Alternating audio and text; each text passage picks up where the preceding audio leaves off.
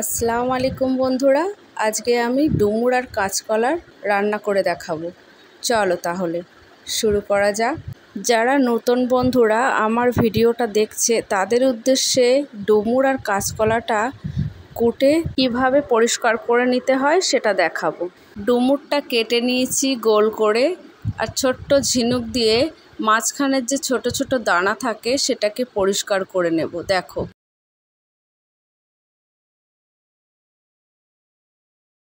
এবার আমি কলাটা কেটে নেব।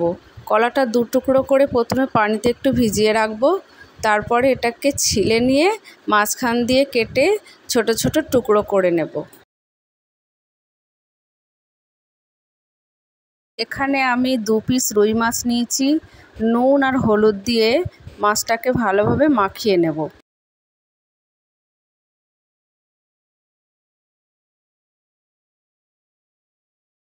কড়াইতে তেল দিয়ে দিলাম মাছটাকে ভাজার জন্য। মাছটাকে উল্টে পাল্টে ভালোভাবে ভেজে নেব।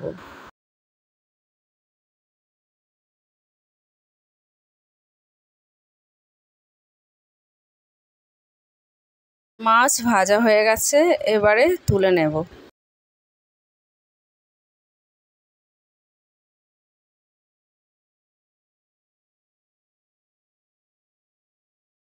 ওই একই তেলে আমি পেঁয়াজ আর লঙ্কা কুচি দিয়ে দেব।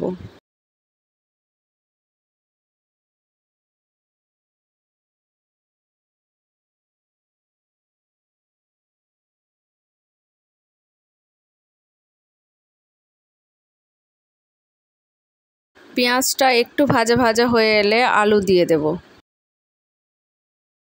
এরপর একটু নাড়াচাড়া করে ডুমুর দিয়ে দেব।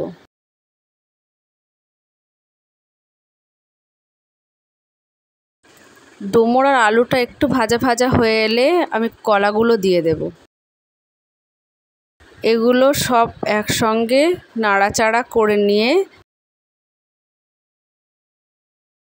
স্বাদ মতো নুন, 1 চামচ হলুদ, 2 চামচের মতো ধনে জিরে মরিচের গুঁড়া, আর 1 চামচ লঙ্কার গুঁড়া, আর বড় চামচের 1 চামচ আদা রসুন বাটা।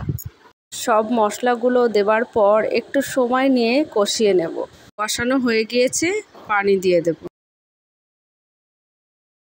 এবার আমি ঢাকনা বন্ধ করে মিডিয়াম ফ্লেমে রেখে দেব যতক্ষণ না গলে যায়। ডুমুর আর কলা গলে গেছে, এবার আমি মাছগুলো ঝোলের উপরে দিয়ে দেব। মাছটা দেওয়ার পর একটু ফুটে উঠলেই কিছুক্ষণ পর নামিয়ে নেব। গরমের দিনে এরকম একটা স্বাস্থ্যকর খাবার একবার হলেও বাড়িতে বানাবেন। আশা করি খেতে খুবই ভালো লাগবে। এরকম ধরনের নতুন নতুন রেসিপি দেখার জন্য আমার চ্যানেলকে সাবস্ক্রাইব করুন, আর লাইক, শেয়ার আর একটি কমেন্ট করে জানাবেন কেমন হয়েছে। আল্লাহ হাফেজ।